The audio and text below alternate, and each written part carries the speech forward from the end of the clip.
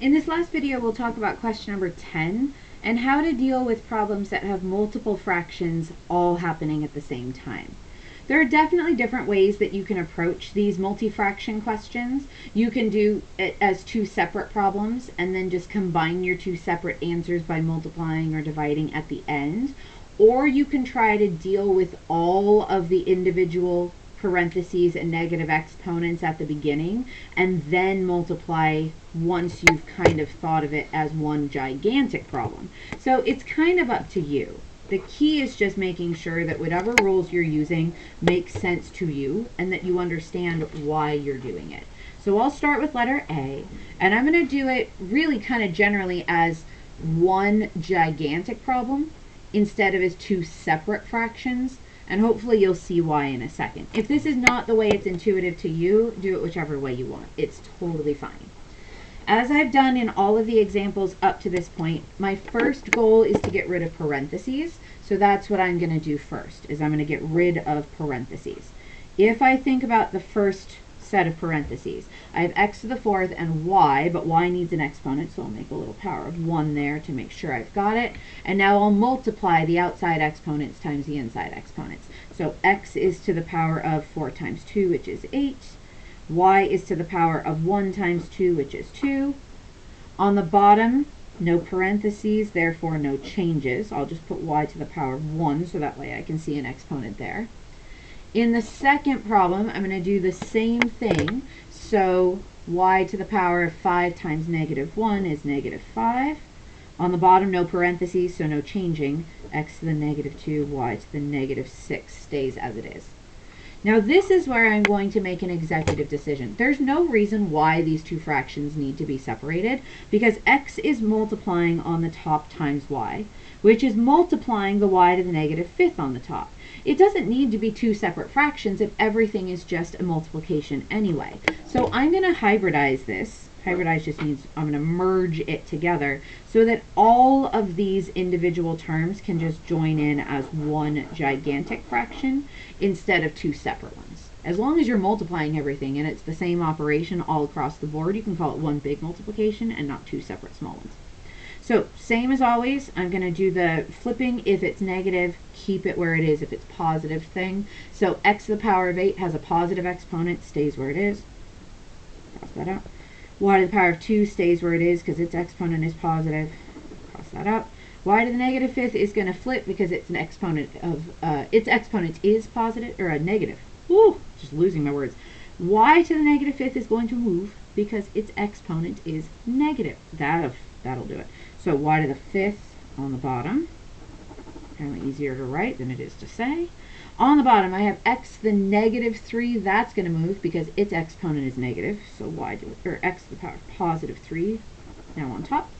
Y to the power of 1, already a positive exponent on the bottom, so I'll keep it on the bottom.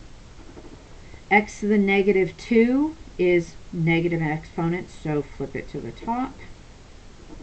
And y to the negative 6 has a negative exponent. I'll flip that to the top. Y to the positive 6. All right, looking good. Now I can clean this up a little bit and see if I can condense it, because I do have a bit of a mess going on. I have a lot of x's on the top. I have x to the 8th, x to the 3rd, and x squared. So if I combine all those together, that's 8 and 3, that's 11 x's, and 2 more makes 13 x's. Now on the top, I also have y squared and y to the 6th, which would be 8 y's on the top if I clean that.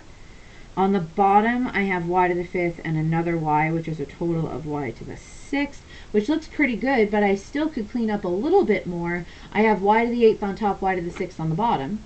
So that's 8 y's on top, 6 y's on the bottom. I can cancel 6 of them from each location, but that would leave me with 2 y's left over on the top. So I'd have y squared on the top. That's my 2 y's left over. X to the 13th is still on top because nothing's going to happen to it. And since there's nothing left over on the bottom, I'm looking at this realizing I don't need to write my fraction answer.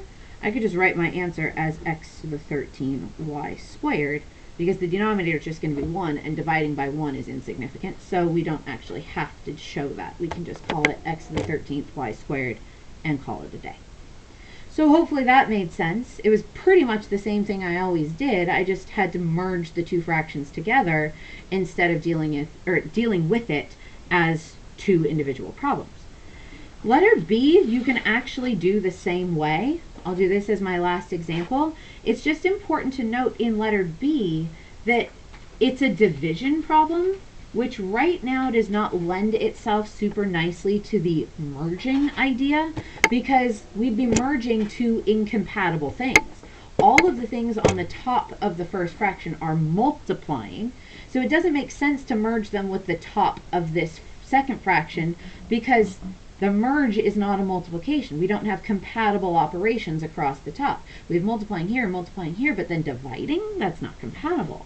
So this may harken back to something that you remember from past chapters. Some people called it keep, change, flip when we used to do things like rational expressions.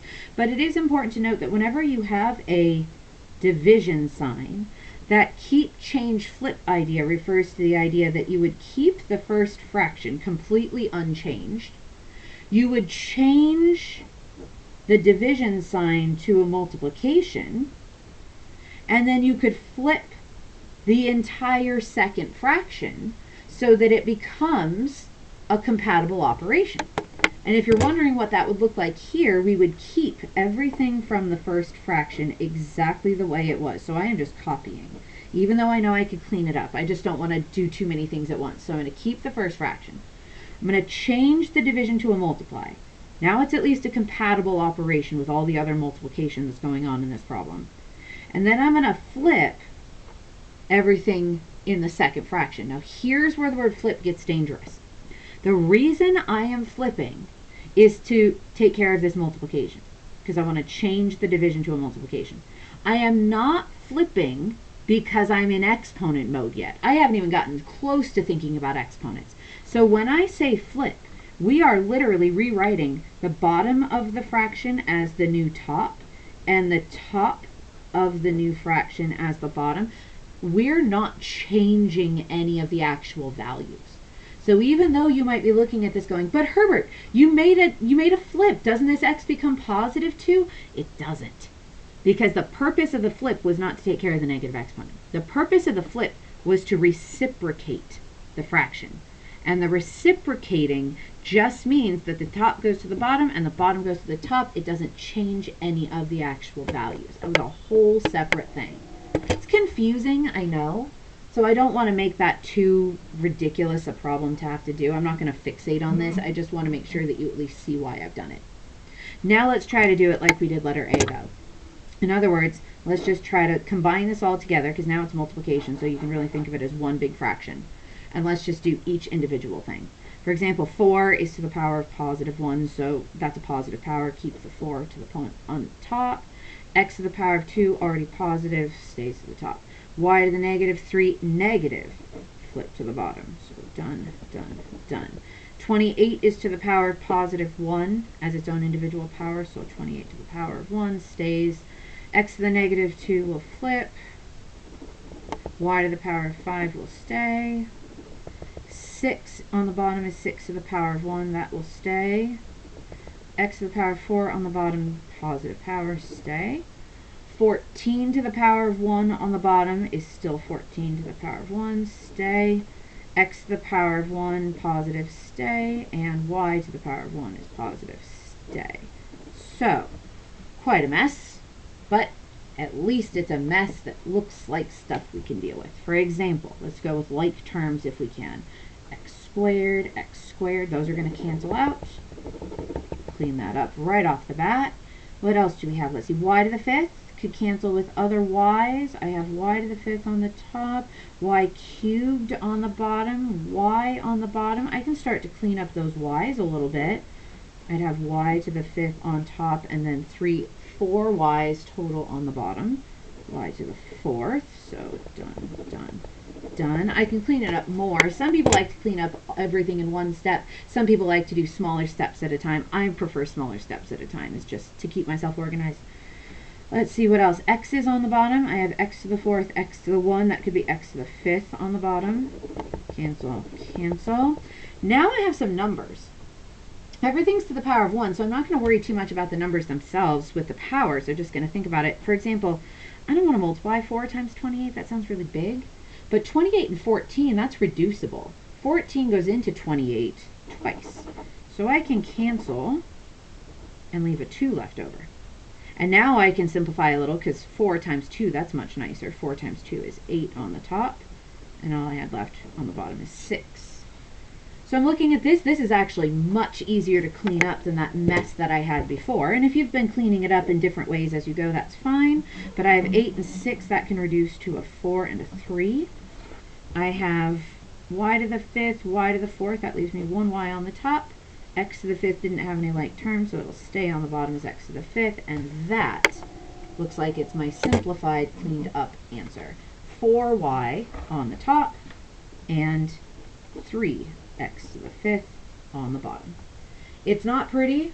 I'm definitely not claiming it's pretty, but at least we know how we got there. And that's the whole point, is that you understand how exponents work. They're not always meant to go quickly. They're not always meant to be easy, but they're meant to make sense. So whether you do one more, whether you kind of finish here and say, whew, that was enough for me, that was exhausting, that's your choice. If you feel like you understand the rules of exponents, I don't think you need to do letters C and D to make yourself any better.